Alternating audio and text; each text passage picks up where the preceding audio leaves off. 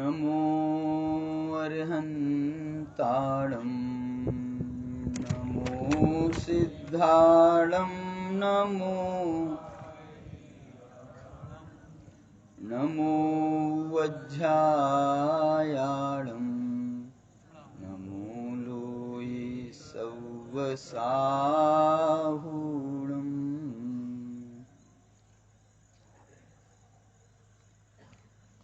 नमः समय साराय स्वानुभूत्या चकासति चित्स्वभावाय भावाय सर्वभावान्तरच्छिदे।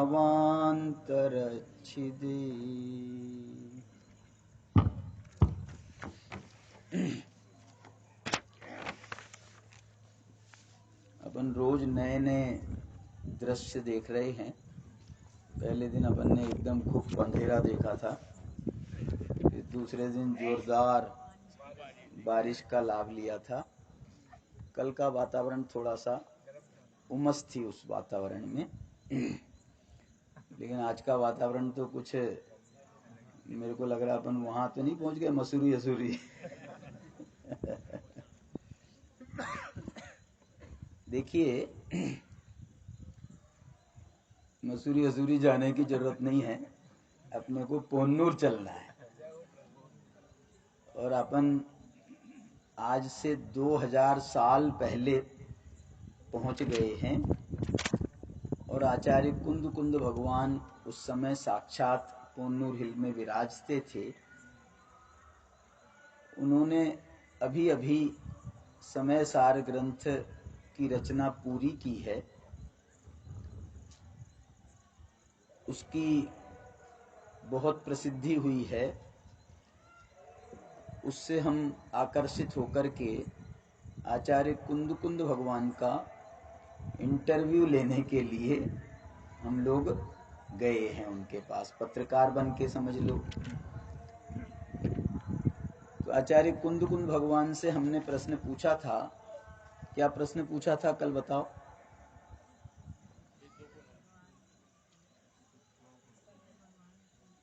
कुंद कुंद भगवान से हमने क्या पूछा था और फिर कुंद कुंद भगवान ने क्या कहा था? हमने तो ये पूछा था कुंद कुंद भगवान से कि आपने ये समय सार ग्रंथ क्यों बनाया, हमको तो ये बताओ। तो कुंद कुंद भगवान उत्तर देने के पहले उन्होंने कहा था कि मैं मंगलाचरण कर लूं।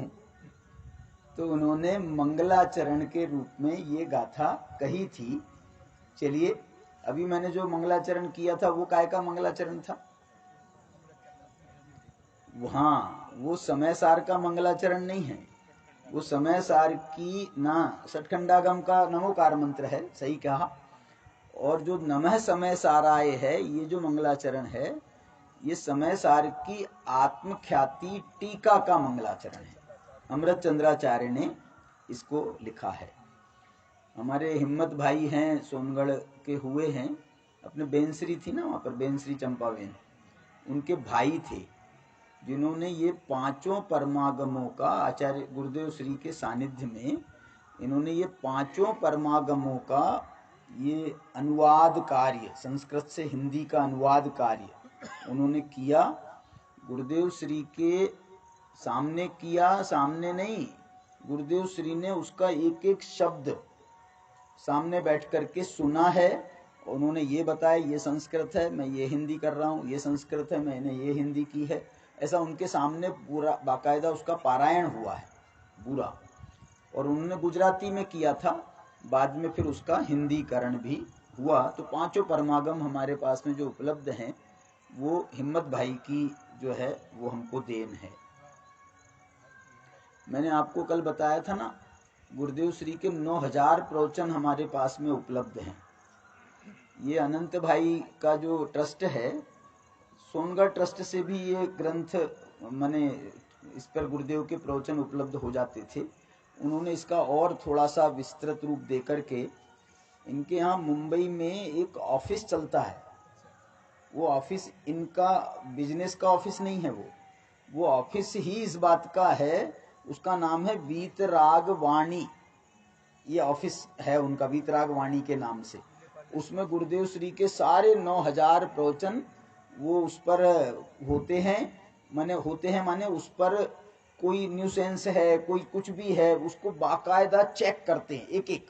और अभी तो जो है उस पर उन्होंने पहले उसको सीडी में कन्वर्ट किया था, उसके बाद में उसको फिर इसमें कन्वर्ट किया, पेन ड्राइव में कन्वर्ट किया। अब जो है उसको और आगे जो है उसके हाई उसमें जा रहे हैं। और अब तो YouTube पे सारे प्रवचन डल गए हैं, पूरे गुरुदेव के 9000 प्रवचन। आप YouTube पे जाइए, वीतराग वाणी बोलिए, वो वीतराग वाणी में सारी पूरी प्लेलिस्ट आ जाएगी। आपको समय सार के सुनना है तो समय सार के सुनो, प्रवचन सार के सुनना है प्रवचन सार के सुनो, सब चीज वहां पर उपलब्ध है। सारे ग्रंथ के प्रवचन, 9000 प्रवचनों की प्लेलिस्ट बोलते हैं इसको, प्लेलिस्ट वहां पर उपलब्ध है। ऐसी गूगल पर भी आप सर्च करोगे तो उस पर भी आपको इंटरनेट के माध्यम से आपको ये सारे प्रवचन मिल जाएंगे। अब तो सब लोग एक्सपर्ट हो गए हैं, कोरोना काल ने सबको जो है, एक बात मैं बहुत कहता हूं कि कोरोना काल का यदि सबसे बढ़िया सदुपयोग किसी समाज ने किया हो तो वो जैन समाज है। और जैन समाज में भी किसी ने किया हो तो वो दिगंबर समाज है। दिगंबर समाज में भी यदि उसका सबसे बढ़िया यदि लाभ लिया हो तो वो मुमुक्षु समाज ने लिया है। माने ऐसा लाभ जो है, माने हमको तो पता ही नहीं चला कि ये कोरोना कब आया और कब चला गया। लोग रोने वाले रोते रहे, ऐसा कोई घर नहीं बचा होगा जहां से किसी का जनाजा नहीं उठा होगा। लेकिन उसके बाद भी मुमुक्षु समाज सुबह वहां से आता था, कहां से, वहां अब जाने ही नहीं मिल रहा था वहां तो उस समय तो। मैंने हमारे यहाँ उसको बोलते हैं गंगाबाई का घाट, आप लोगों के सबके यहाँ अलग अलग बोलते होंगे ना, अंतिम संस्कार जहाँ होता है तो वहां से आते हैं। और शाम को जो है यहाँ अपने संजीव गोधा का प्रवचन चल रहा है, सबने अपना अपना खोला यूट्यूब और सब चालू हो गए। माने संजीव गोधा के, अपने श्रेणिक जी के, हमारे विपिन जी के, अभय जी के, किसके सुनना है आप बोलो ना, उसमें बोलना पड़ता है, ऐसा बोल दो श्रेणिक जी तो वो जो है वो पूरी लिस्ट दे देता है। अब वो छांटना मुश्किल हो जाता है कि हम कौन सा सुने और कौन सा छोड़ें। ऐसा मतलब समाज ने बहुत अच्छा काम ये हुआ है। और इतने बढ़िया ये परंपरा चली है कि मुमुक्षु समाज ने तो इसका लाभ जितना लिया है वो तो लिया ही है, गैर मुमुक्षु समाज ने भी, हमारे मित्र पक्ष ने भी इसका बहुत बहुत बहुत लाभ लिया है। ये मतलब बहुत बड़ी देन हुई है, ये बहुत बड़ी देन हुई है। हाँ भाई साहब,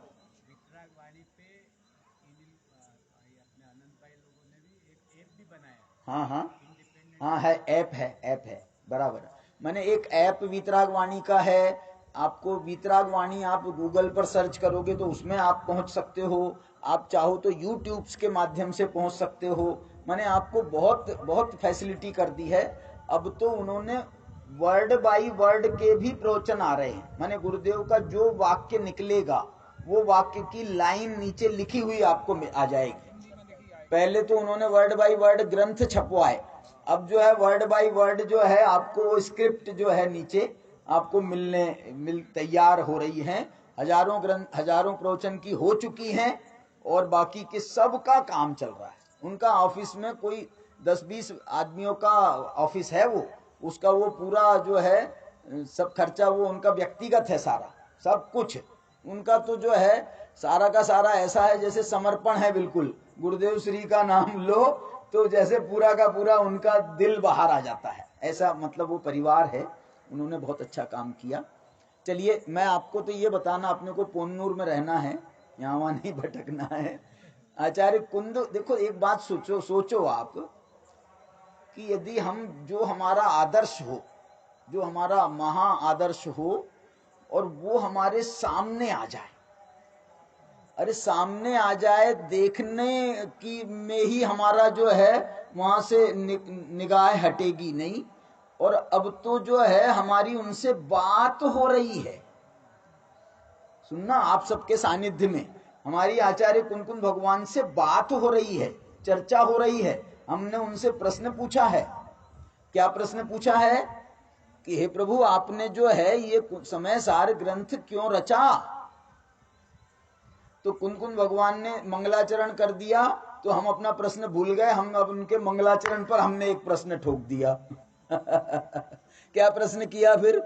उन्होंने कहा था कि वंदितु सव सिद्धि ध्रुव मचल मनोवमं गदिम पत्ते वोच्छामि समय पाहुड़ मिनमो सुद केवली भणिदम। उन्होंने कहा वंदितु सव सिद्धि। देखो, मैं कुंद भगवान का हृदय जानने की कोशिश कर रहा हूं। हे कुंद भगवान, आपने इसमें वंदना की, मंगलाचरण है तो वंदना तो आप करोगे, नमस्कार तो आप करोगे, बहुत अच्छी बात है। लेकिन आपने इस समय सार के मंगलाचरण में आपने सिद्ध भगवान को क्यों आपने उनकी वंदना करी? ये मेरा प्रश्न था। आपने सोचा हो कुछ, यदि आपको कुछ उसका ख्याल आ रहा हो तो बताओ कि क्यों सिद्ध भगवान को उन्होंने इसमें मंगलाचरण में स्मरण किया, जबकि पंच परमेष्ठी हो सकते थे, तीर्थंकर भगवान हो सकते थे, अरहंत भगवान को खूब नमस्कार, नमश्री वर्धमानाय नहीं। और देखो, दूसरी बात कहता हूं आपको, आप उनका स्वयं का प्रवचन सार देखो, तो प्रवचन सार में उन्होंने किसको मंगलाचरण में नमस्कार किया? उसमें उन्होंने नमस्कार किया वड्ढमान स्वामी को। क्या कहा है? ऐसे सुरासुर मनु सिंध वंदिदम धोदघादिकम मलम प्रणमामि वड्ढमाणम तिथम धम्मस्य कतारम। वो वहां पर जो है वर्धमान स्वामी को नमस्कार कर रहे हैं प्रवचन सार में। नियम सार में भी उन्होंने वीरम है ना, नम्यून जिणम वीरम, वहां पर भी उन्होंने वीर भगवान को, माने महावीर भगवान को वीर नाम से नमस्कार किया, वहां वर्धमान स्वामी के नाम से नमस्कार किया। माने ऐसा नहीं है कि वो तीर्थंकरों को नमस्कार नहीं करना चाहते हैं, या वो जो पंच परमेष्ठियों को नमस्कार, पंच परमेष्ठियों को नमस्कार उन्होंने ये प्रवचन सार के मंगलाचरण में आगे जाकर के उन्होंने पंच परमेष्ठियों को भी नमस्कार किया। किच्चा अर्हंताणम सिद्धाणम तह नमो गणहराणम अध्यावय वग्गाणम साहूणम चेव सव्य, पंच परमेष्ठियों को भी नमस्कार किया। अरे पंच परमेष्ठियों को नमस्कार नहीं, उसके बाद में तो वो एक पंक्ति ऐसी लिखते हैं, वंदिता अर्हंते मानुषे खेते, पूरे मनुष्य क्षेत्र में जितने भी अरहंत विराजमान हैं उन सब को मेरा नमस्कार हो। और एक नमस्कार का उनने एक और तरीका बताया प्रवचन सार में। मालूम कौन सा तरीका बताया? उन्होंने प्रवचन सार में एक तरीका यह बताया कि मैं सबको नमस्कार करता हूं समगम समगम पत्तेगमेव पत्तेगम, समगम समगम पत्तेगमेव पत्तेगम। ये क्या होता है जी? समगम समगम पत्तेगमेव पत्तेगम प्राकृत की भाषा है। समगम समगम का मतलब है, जैसे यहाँ पर अपने 500 लोग बैठे हैं, मैं इन सब, आप सबको जो है अलग अलग मैं व्यक्तिगत नमस्कार नहीं कर रहा हूं, लेकिन मैं आप सबको मेरा सामूहिक रूप से नमस्कार है, नमस्कार है, नमस्कार है। पधारो साहब, हम नागपुर से आए हैं, बहुत बढ़िया, वहां पर भी हमारा विद्यालय चलता है, आप सबको हमारा आमंत्रण है, पधारो। देखो ये सामूहिक होता है ना, सामूहिक भी आह्वान होता है। ये भाषण वगैरह में क्या होता है? सामूहिक आह्वान होता है। तो सामूहिक नमस्कार हुआ, ये कुंद ने सामूहिक नमस्कार किया। किसको? पंच परमेष्ठी भगवंतों को नमस्कार किया। और कौन से पंच परमेष्ठी भगवंतों को? कहां के पंच परमेष्ठी भगवंतों को? बोले पूरे भरत क्षेत्र नहीं, पूरे मनुष्य क्षेत्र के। मनुष्य क्षेत्र के माने 5 भरत के, 5 ऐरावत के, 5 विदेह क्षेत्र के, और सुनो, त्रिकालवर्ती। आपको भी नमस्कार पहुंचा है कुंद कुंद का, मालूम आपको? आपको भी नमस्कार पहुंचा है, हमको कहाँ नमस्कार किया? अरे तुम भविष्य के भगवान हो के नहीं भव्य है ना, भव्य, सारे भव्य जीवों को उनका नमस्कार पहुंचा है। तो वो कह रहे हैं कि भव्य हो तो तुम्हारे भगवान बनोगे, तो हमारा नमस्कार है। ये आचार्य कुंद कुंद भगवान का बड़ा दिल था। एक बात मैं जो ये जो समय सार का मंगलाचरण है ना, उसकी तुलना करें अपन प्रवचन सार के मंगलाचरण से, तो प्रवचन सार में ये सारे भगवंतों को एक को नहीं छोड़ रहे, उन सबको नमस्कार कर रहे, और यहां पर ये सबको छोड़ करके सिर्फ सिद्धों को नमस्कार कर रहे। वाय, ऐसा पक्षपात क्यों?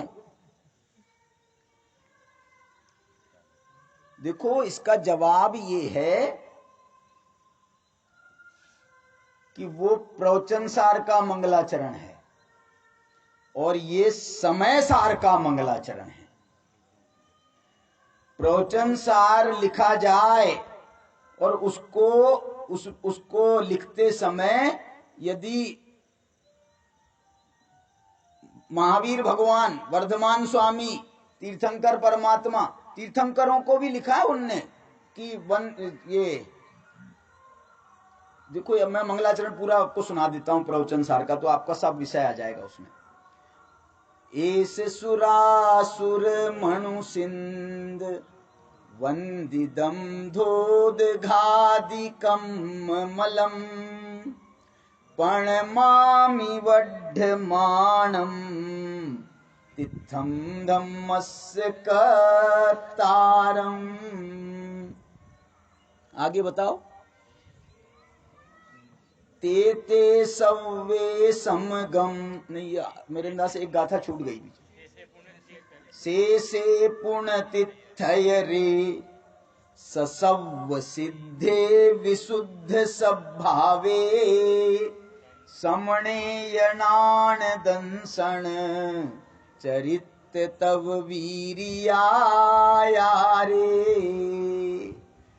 ते सव्वे समगम, समगम पत्तेगमेव पत्तेगम वंदिता अर्हन्ते वट्टन्ते मानुषे खेते। वो ये कह रहे हैं वट्टन्ते अर्हन्ते। वट्टन्ते अर्हन्ते माने क्या है?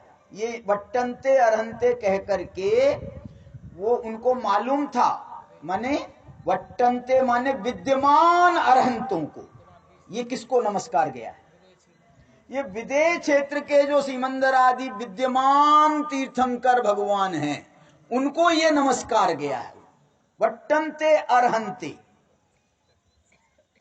और मानुषे खेते, पूरे मनुष्य क्षेत्र में जितने भी विद्यमान हो, 20 हो तो 20 और 160 हो तो 160, जितने हो उतने सबको मेरा, माने महावीर भगवान विद्यमान में नहीं आ रहे, लेकिन महावीर भगवान को क्यों किया नमस्कार? महावीर भगवान को जो नमस्कार किया है वो इस कारण किया है कि वो हमारे भरत क्षेत्र के वर्तमान काल के शासन नायक हैं, इसलिए उनको नमस्कार पहला। और बाकी जो है विदेह क्षेत्र से आए थे सीमंदर भगवान। हमारे डॉक्टर साहब इसकी बहुत बात करते हैं, आप उनका सुनना व्याख्यान, कि भाई विदेह क्षेत्र के सीमंदर भगवान का नाम लेकर के नमस्कार क्यों नहीं किया? बोले यहाँ हमारा दाना पानी तो यहाँ से लगा हुआ है ना, भरत क्षेत्र से। वहां तो 8 दिन के लिए गए और आ गए, तो उनका हम स्मरण कर रहे हैं ना। वट्टन्ते अर्हन्ते, अर्हंत भगवान वर्तमान अर्हंत कह करके उनको भी नमस्कार कर रहे हैं। लेकिन इसमें उन्होंने पंच परमेष्ठी भगवंतों को सबको आह्वान किया। मैं तो ऐसा कहता हूं भाई साहब, प्रवचन सार लिखने के पहले आचार्य कुंद को एक बहुत जो है ना गंभीरता का भाव था, बहुत गंभीरता। माने आप इसको अपनी लौकिक भाषा में कहें ना, तो जैसे हमारे घर में शादी होना है, अब उसके बाद में 2 महीने बाद शादी है, महीने भर बाद शादी है, अब उसके लिए जो है कितनी तैयारियां करना है, क्या क्या करना है, ये करना है, वो करना है। तो जो है जैसे हम वो शांति विधान करते हैं ना, शादियों वगैरह के पहले एक बार शांति विधान भी करते हैं ना घरों में, काय के लिए करते हैं कि भैया शांति से काम निपट जाए। शांति विधान कर रहे हैं, ये सादा शांति से काम निपट जाए। ऐसे कुंद भगवान को भी ये प्रवचन सार लिखते समय मालूम क्या प्रश्न हुआ था? प्रवचन सार क्यों लिखा गया? प्रवचन सार क्यों लिखा गया? प्रवचन सार इसलिए लिखा गया कि हमने कुंद से उस समय ये पूछा था कि आप क्या सुनकर आए। क्या बोला? उस समय हमने उनसे ये पूछा था कि आप विदेह क्षेत्र गए थे, सिमंदर भगवान के पास में गए थे, आप क्या सुनकर के आए? तो गुरुदेव, हाँ, तो वो उसमें प्रवचन सार माने दिव्य ध्वनि का सार, ये पूरा दिव्य ध्वनि का सार लिखा है प्रवचन सार में। इसलिए उनके ऊपर बहुत जिम्मेदारी का भाव था, और जिम्मेदारी का भाव था तो कुंद ने मना कर दिया कि बोले मैं नहीं बता सकता मैं क्या सुन करके आया। नहीं नहीं नहीं, आप बताओ साहब, आप तो साक्षात गए थे और फिर भी आप क्यों नहीं बता रहे हो? बोले मैं बताता हूं, लेकिन आप सबको मेरे सानिध्य, आपका सानिध्य मुझे चाहिए, आप सबका मुझे आशीर्वाद चाहिए। आप यदि मुझे आशीर्वाद दो, आप मतलब आपके लिए नहीं कह रहा हूं मैं, कौन आशीर्वाद दें? वो पंच परमेश्वरी भगवान, वो महावीर स्वामी, और वो सब जो है वट्टनते अरहंते मानुषे खेते, वो सब आशीर्वाद दें तो मैं ये काम करने का हिम्मत जुटाता हूं। सबसे पहले तो उन्होंने वहां जब वो देख करके आए हैं, वो सर्वज्ञ परमात्मा का समोसरण देख करके आए हैं, तो उनका जो ज्ञान वैभव देखा उन्होंने, ज्ञान वैभव देखा, तो वो ज्ञान वैभव की प्रशंसा करने के लिए प्रवचन सार का पहला अधिकार ज्ञान तत्व प्रज्ञापन। फिर ज्ञान तत्व प्रज्ञापन में क्या ज्ञेय पदार्थों का स्वरूप बताया गया, उसका वर्णन करने के लिए दूसरा अधिकार है ज्ञेय तत्व प्रज्ञापन का। और ये ज्ञान तत्व प्रज्ञापन और ये ज्ञेय तत्व प्रज्ञापन, ये दोनों को सुन करके समझ करके अब तुम्हारा क्या प्लान है, आगे मोक्ष मार्ग में कैसे बढ़ना चाहते हो, तो उसका वर्णन किया है उन्होंने चरणानुयोग सूचक चूलिका में। ये प्रवचन सार हुआ, ये प्रवचन सार हुआ। समय सार के संबंध में ऐसा कहा जाता है भाई साहब कि ये समय सार, दो बातें कही जाती हैं, दोनों संभावना तो कुछ नहीं, कुछ हमारे पास में लिखित में कोई दस्तावेज नहीं है। ऐसा कहा जाता है कि बताओ, आप बताओ अच्छा मुझे, कि समय सार कुंद भगवान ने विदेह क्षेत्र जाने के पहले लिखा या विदेह क्षेत्र से आने के बाद लिखा? देखो मेरे को दो जवाब सुनाई दिए हैं, यहां से भी और वहां से भी। इन्होंने कहा बाद में लिखा, मुझे कोई आपत्ति नहीं है, लेकिन मेरा आपसे क्रॉस प्रश्न है, समय सार लिखने के लिए विदेह क्षेत्र जाने की क्या जरूरत है? ज्ञान तत्व प्रज्ञापन, ज्ञेय तत्व प्रज्ञापन, उस दिव्य ध्वनि का सार लिखने के लिए तो समझ में आया कि आपको भैया भगवान की वाणी सुन करके आए हो और हमको वो आप बता रहे हो दिव्य ध्वनि का सार। समय सार के लिए नहीं चाहिए,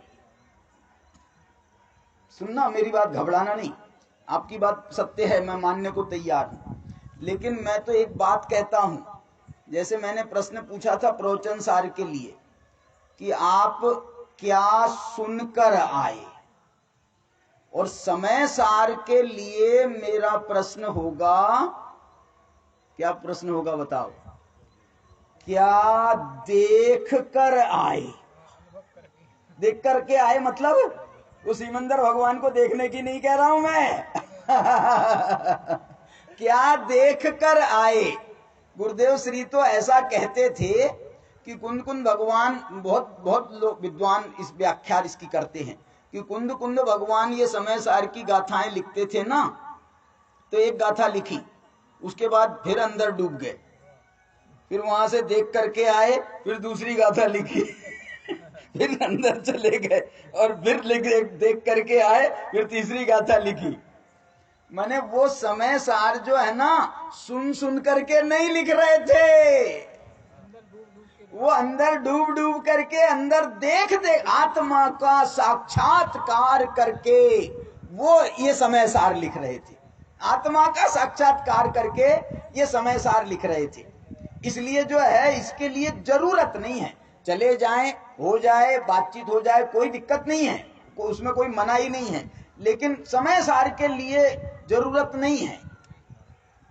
समय सार के लिए तो आत्मा की जरूरत है। चलो, तो ये तो फिर अमृत चंद्राचार्य का मंगलाचरण ज्यादा सही है। अमृत चंद्राचार्य का मंगलाचरण क्या है? अमृत चंद्राचार्य का मंगलाचरण है, नमः समय साराय स्वानुभूत्या चकासते चित् स्वभावाय भावाय सर्वभावांतरच्छिदे। अमृत चंद्राचार्य का मंगलाचरण है, नमः समय साराय। ओहो, कौन है ये समय सार? ये इसका नाम है समय सार। ये समय सार, नमः समय साराय, ये नमः समय साराय है। ये समय सार नहीं है, ये समय सार है।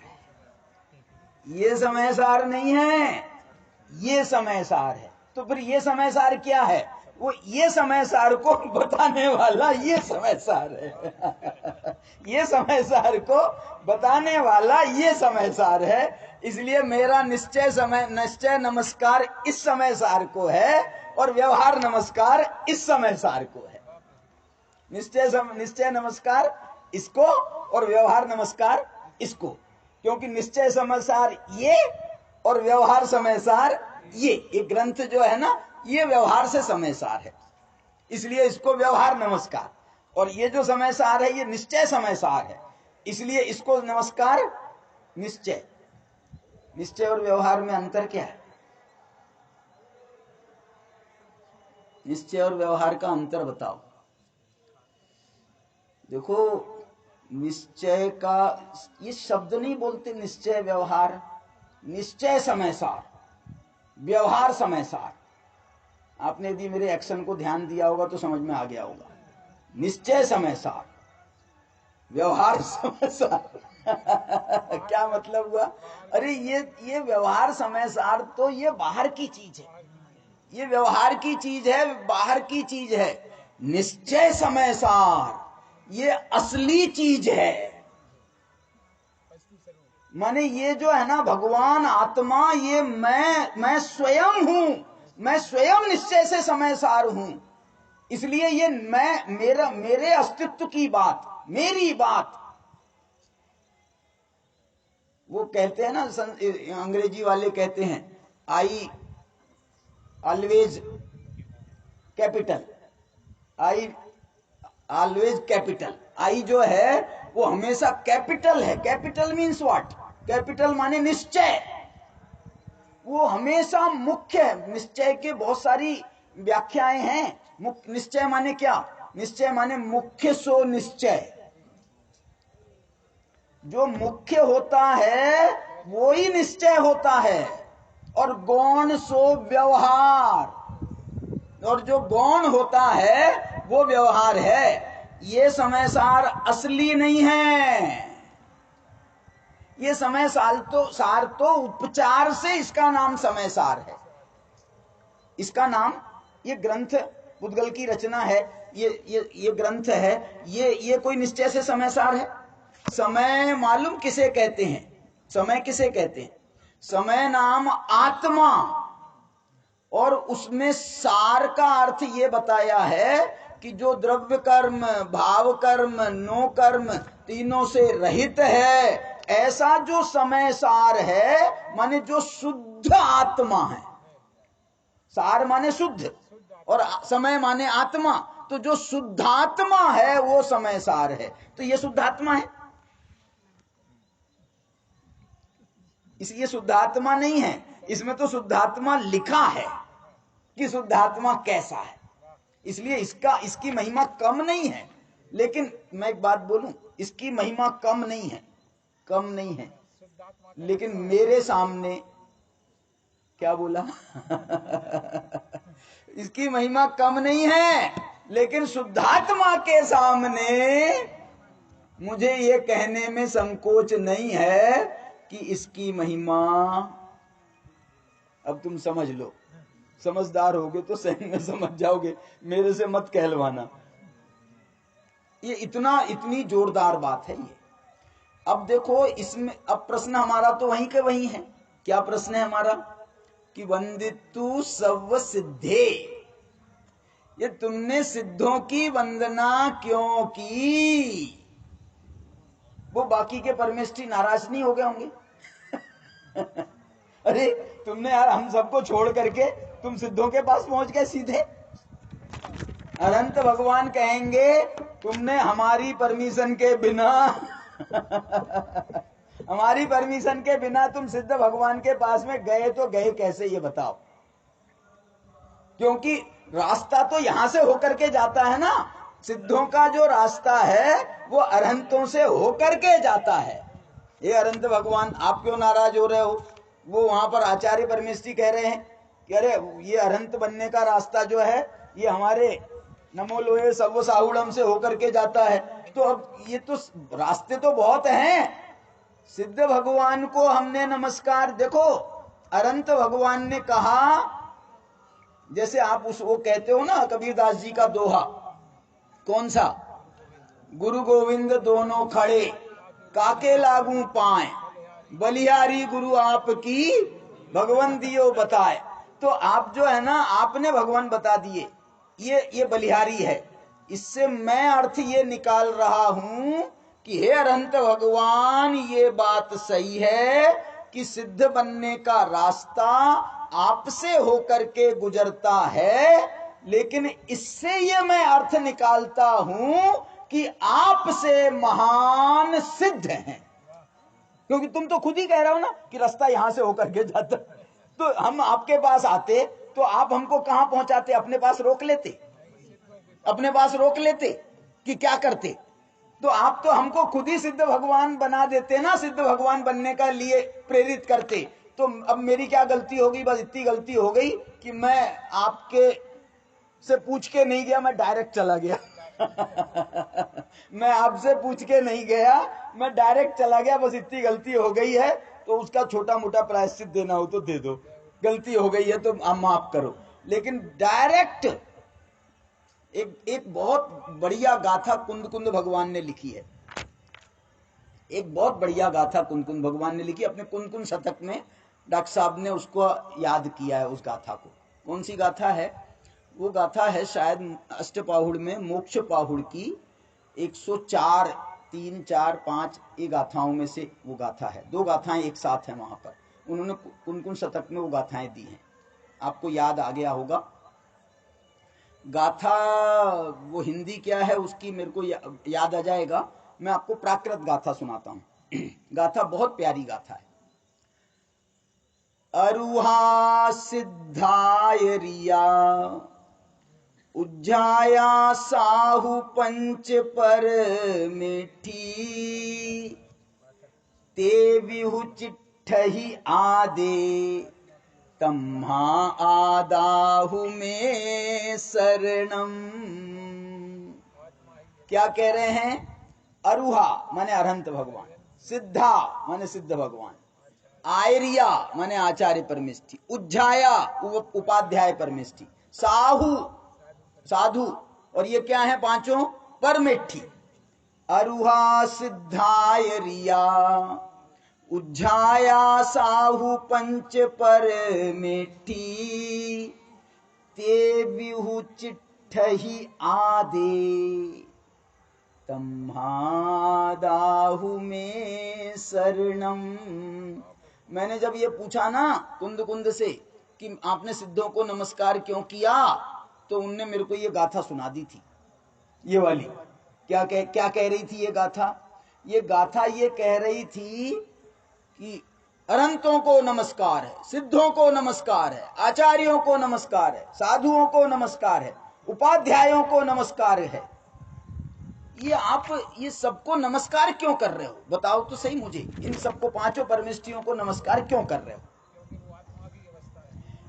सुनो, वो जो ये कह रहे हैं आत्मा की अवस्था है, इसका अनुवाद मैं दूसरा अनुवाद करना चाहता हूं। इस गाथा है मूल में, ते विहु चिट्ठही आदे।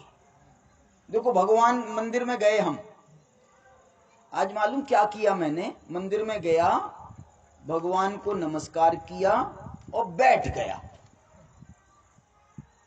कैसे बन के बैठ गया मालूम? भगवान बन के। क्यों बन के बैठ गया भगवान? मेरे को बता दो। अच्छा, क्यों बन के बैठ गया? अच्छा, एक बात बताओ, आप यदि भगवान के सामने सामायिक करते हो, सामायिक करते हो, और आप भगवान के सामने पूजा करते हो अष्टद्रव्य से, बड़ी पूजा कौन सी है? बताओ, बड़ी पूजा कौन सी है?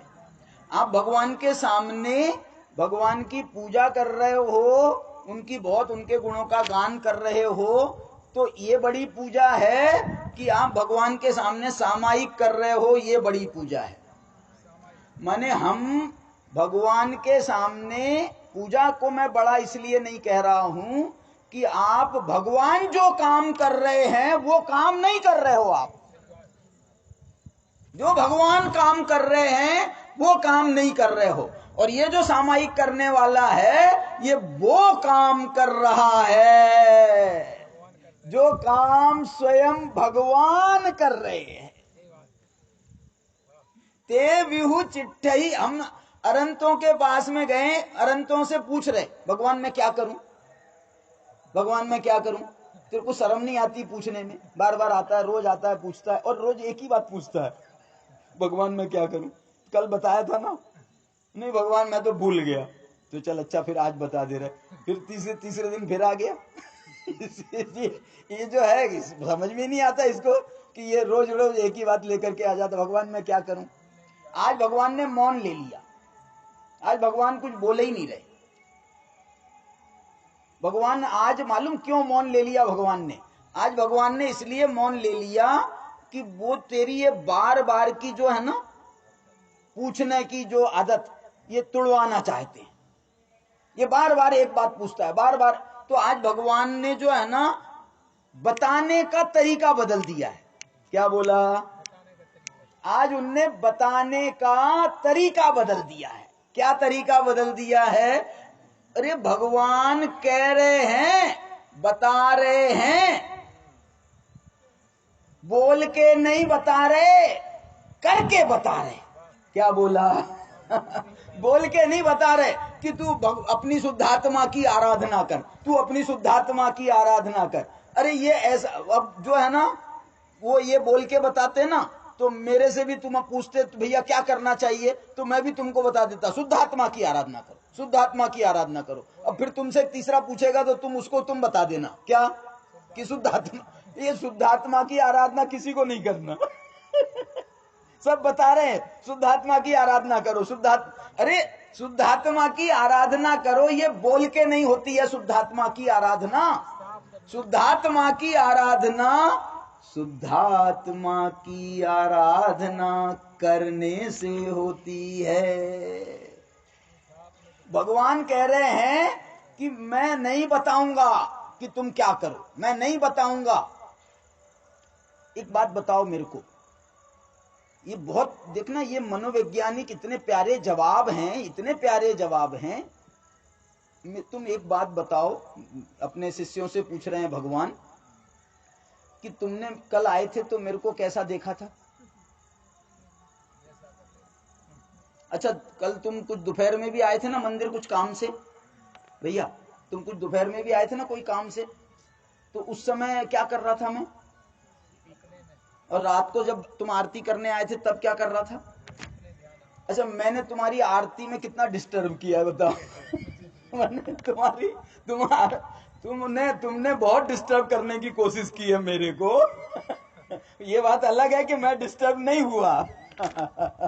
लेकिन तुम बिल्कुल कान में भोंपू लगा लगा करके जो है ना मेरे सामने, तुम इतने जोर जोर से जैसे मेरे को कुछ सुनाई नहीं पड़ रहा हो। भगवान की आरती कर रहे कि लोगों के लिए आरती, लोगों की आरती कर रहे कि भगवान की आरती कर रहे? तो इतने जोर जोर से चिल्लाने की क्या जरूरत है? भगवान पूछ रहे हैं कि यार तुम समझदार आदमी नहीं दिखते हो, लगता नहीं है तुम समझदार हो। समझदार होते ना तो एक बार में समझ जाते कि अरे यार कल सुबह आया था तो भी यही मुद्रा में, दोपहर में आया तो यही मुद्रा में, शाम को आया तो इसी मुद्रा में, क्या चक्कर है? इसका मतलब है कि ये पूजा में दम नहीं है, इस मुद्रा में दम है।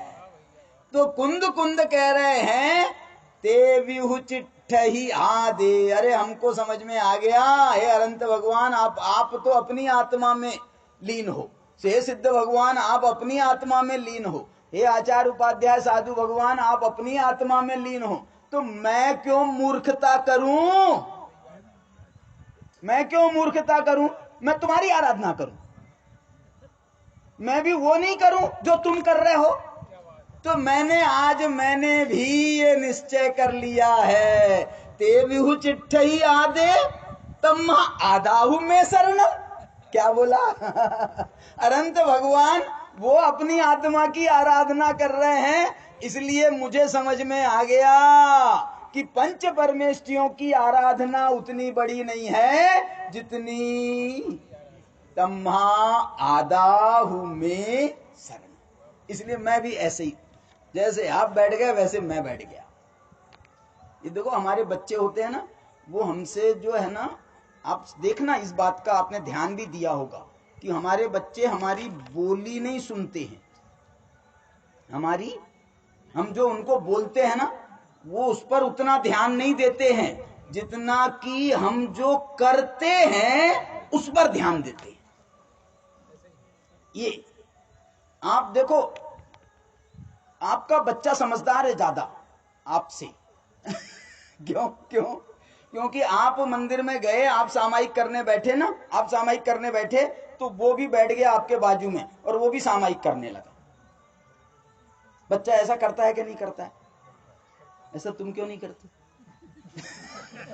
तुम भगवान के पास तुम अरहंत पिताजी मेरे तुम बोलते हो ना। ये हमारे पिताजी, हम बच्चा कहता है तुम मेरे पिताजी हो, तो हम कह रहे हैं अरहंत पिताजी मेरे, जिनवाणी माता मेरी, मेरे भैया। अरहंत सदा है होना, देखो क्या लिख रहे हैं, अरहंत सदा है होना। तो ये जो है तुम वो क्यों नहीं करते हो जो भगवान कर रहे हैं, वो तुम क्यों नहीं करते हो? हमारा छोटा बच्चा होता है ना, बच्चा है, हम सामायिक कर रहे हैं तो वो भी बैठ गया सामायिक करने के लिए। अब वो क्या करे, ऐसे बीच बीच में थोड़ी आंख तिरछी करके देख ले वे कहीं उठ के भग तो नहीं गए। ऐसा वो तिरछी करके देख ले वे बार बार, और फिर उसने देखा पापा बैठे हैं अच्छे से, तो वो फिर अपना भी बैठ जाता है फिर ऐसे। तो जब हमारी सामायिक हो गई, तो हमारी सामायिक हो ही नहीं कि उसकी भी हो गई। तो वो भी उठ गया। अच्छा अब उठ गया तो हमने पूछा बेटा हो गई सामायिक? बोले हाँ पापा हो गई हमारी सामायिक। सामायिक कैसे होती है? बोले ऐसे होती है सामायिक। ऐसे तुम ऐसे ही कर रहे थे क्या? बोले हाँ पापा मैं ऐसे ही कर रहा था, लेकिन तुम तो ऐसी कनखियों से मेरे को देख रहे थे बार बार। उसने पूछा, नहीं मैंने पूछा उससे कि तुम तो कनखियों से ऐसे ऐसे थोड़ी सामायिक होती है कि तुम बाजू में पलट पलट के देखो। बोले पापा वो बात तो सही है कि मैं आपको देख रहा था, लेकिन आपको कैसे पता?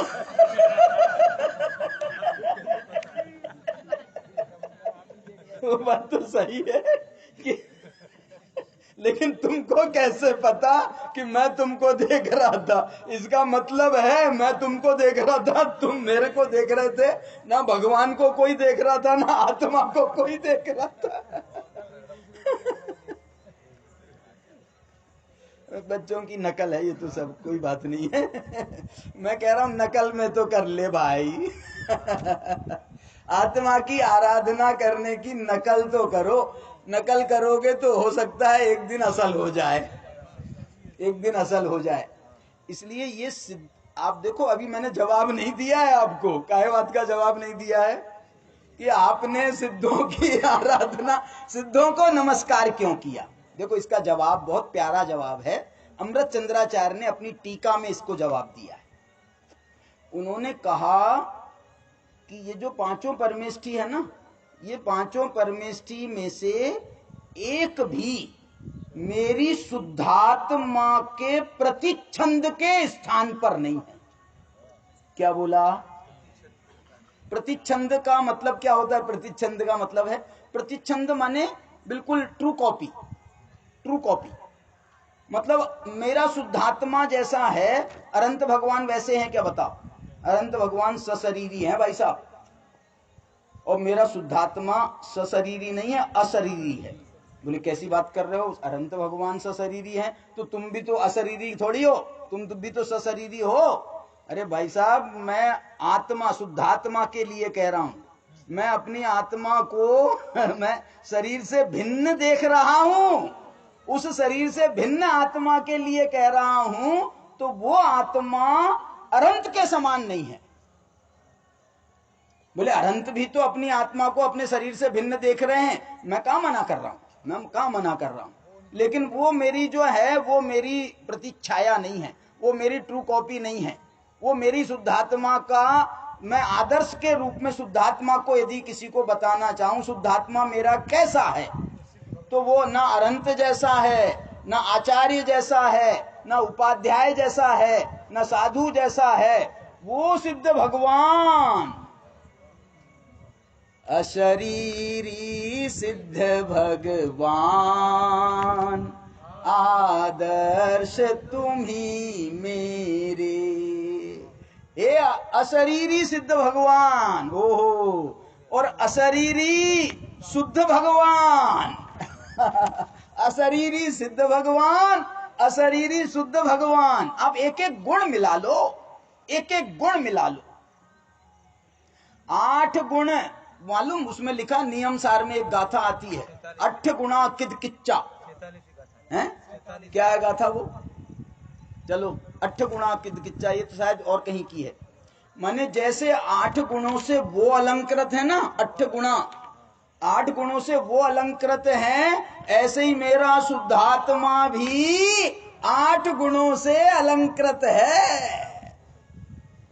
देखो समकित, यह है ना वो 8 गुण, बताओ। समकित दर्शन ज्ञान, अगुरु लघु अवगाहना, सूक्ष्म बीरजवान, निराबाध गुण सिद्ध के।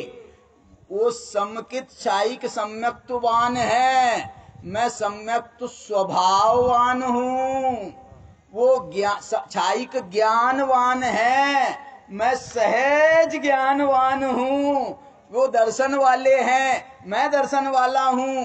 वो निराबाध हैं, मैं निराबाध हूं। वो अमूर्तिक हैं, मैं अमूर्तिक हूं। वो सूक्ष्म हैं, मैं सूक्ष्म हूं। बिल्कुल प्रतिच्छंद के स्थानीय है। माने जैसे आप दर्पण में देखते हो ना, दर्पण में, तो दर्पण क्या दिखाता है आपको? बताओ। जैसे आप हो वैसा दर्पण दिखाता है। और ये सिद्ध भगवान प्रतिच्छंद के स्थानीय है, माने ये दर्पण के समान है। यदि आपको अपना शुद्धात्मा देखना हो तो सिद्ध भगवान को देख लो, काम हो जाएगा आपका। कभी कभी हम अपनी तरफ से देखने जाए ना, बुद्धि, हमारी बुद्धि नहीं चलती है उतनी, तो हम अपनी शुद्धात्मा को डायरेक्ट नहीं देख पाते। तो बोले भाई तुम डायरेक्ट नहीं देख रहे हो ना, तो एक काम करो, तुम वहां देख लो। डायरेक्ट नहीं देख रहे हो ना, तुमको अपना चेहरा खुद नहीं दिखता है, तो एक काम करो, दर्पण में देख लो। तो तुम्हारा चेहरा कैसा है? ये मेरी शुद्धात्मा का चेहरा, माने मेरी शुद्धात्मा का स्वरूप कैसा है? तो सिद्धों जैसा है। सिद्धों के 8 गुणों से आपका गुण मिलेंगे, अरहंतों के 46 गुणों से तुम्हारा स्वरूप मिलेगा। बता दो मेरे को, बोलो। अरहंतों के 40 गुण होते हैं ना, उन 40 गुणों में तुम्हारे में कितने गुण है? बता दो। क्या 40 गुणों में से एक गुण नहीं है। उनके 36 होते हैं, तुम्हारे में कितने हैं? बताओ। उनके 25 होते हैं, तुम्हारे पास कितने हैं? बताओ। उनके 28 होते हैं साधु परमेष्ठी के, तुम्हारे पास कितने हैं उनमें गुणों में से? बताओ। लेकिन सिद्ध भगवान के पास 8 गुण हैं, वो 8 गुण मेरे पास भी हैं। क्या बात है। ये है उसका मर्म। सिद्ध भगवान को क्यों याद किया, सिद्ध भगवान को क्यों याद किया, वंदिता अर्हन्ते, ये ऐसा क्यों कहा, ये उसका वंदितु सव्व सिद्धे, और बात कही उसमें उन्होंने खुद बताया। सिद्ध भगवान, ये पांचों परमेष्ठियों में ये गुण नहीं है। देखो, धुव, मचल, अणुवम, गदिम पत्ते, जो सिद्ध भगवान में बात है उनकी गति ध्रुव है। बोलो 5 परमेष्ठियों में किसकी गति ध्रुव है? अचल है। बोलो बाकी के परमेष्ठी अचल हैं क्या? बताओ। सिद्ध भगवान अनुपम है। इनकी जो है ना अनुपम वाली बात कही, इनकी उपमा किसी से नहीं दी जा सकती। अनंत भगवान में बताओ इनकी उपमा किससे दोगे आप? उपमा के लिए एक शर्त होती है भाई साहब। उपमा के लिए क्या शर्त होती है कि जो दूसरा व्यक्ति है ना जिससे आप उसकी उपमा दे रहे हो वो सामने होना चाहिए। तो अनंत की उपमा दूसरे अनंत से दी जा सकती है। अनंत की उपमा दूसरे अनंत से दी जा सकती है। सिद्ध की उपमा आप दूसरे सिद्ध से देने जाओगे ना तो उनमें से कोई भी यहां नहीं है, दोनों वहीं बैठे हैं, दोनों सिद्ध वहीं हैं। तो बोले वो सिद्ध किसके समान है? तो बोले वो बाजू वाले के समान है। तो बाजू वाले के समान है तो फिर तो ये हम, बाजू वाला किसके समान है? बाजू वाला किसके? तो उनमें से कोई भी यहां नहीं है, कोई भी नहीं है यहां है। एक बात बोलूं, सिद्ध भगवान किसके समान है? तुम किसके समान हो? हम सिद्धों के समान हैं। और सिद्ध किसके समान है? सिद्ध मेरे समान है। अब इसमें से भी और यदि गहराई की बात करें ना तो असल बात बताना मुझे। असल क्या? असल बात, सिद्ध तुम्हारे समान है कि तुम सिद्धों के समान? बोले मुझे जब तक समझ में नहीं आई थी ना, जब तक मुझे समझ में नहीं आई थी तब तक तो मैं सिद्धों के समान था, और जब मुझे बात समझ में आ गई तो समझ में आया मैं सिद्धों के समान नहीं हूं। सिद्ध सिद्ध मेरे समान है क्योंकि मैं अनादि सिद्ध हूं और ये सादी सिद्ध हैं। ये कल सिद्ध हुए हैं और मैं तो अनादि से सिद्ध था। ऐसा जो बड़ा जोरदार स्वरूप है। और ये समय सार का जो मर्म है आचार्य कुंद कुंद भगवान हमको साक्षात्कार में बता रहे हैं। अब अगले प्रश्न की ओर अपन चलेंगे कल और उसकी चर्चा फिर करेंगे। बहुत सुंदर समय सार के माध्यम से हमने डॉक्टर राकेश जी साहब को सुना। और कल के विषय में 1 मिनट की सूचना है। कल जो पूजन विधान विशेष अष्टमी का दिन है और हमारे 3 आयोजक विधान परिवार है, तो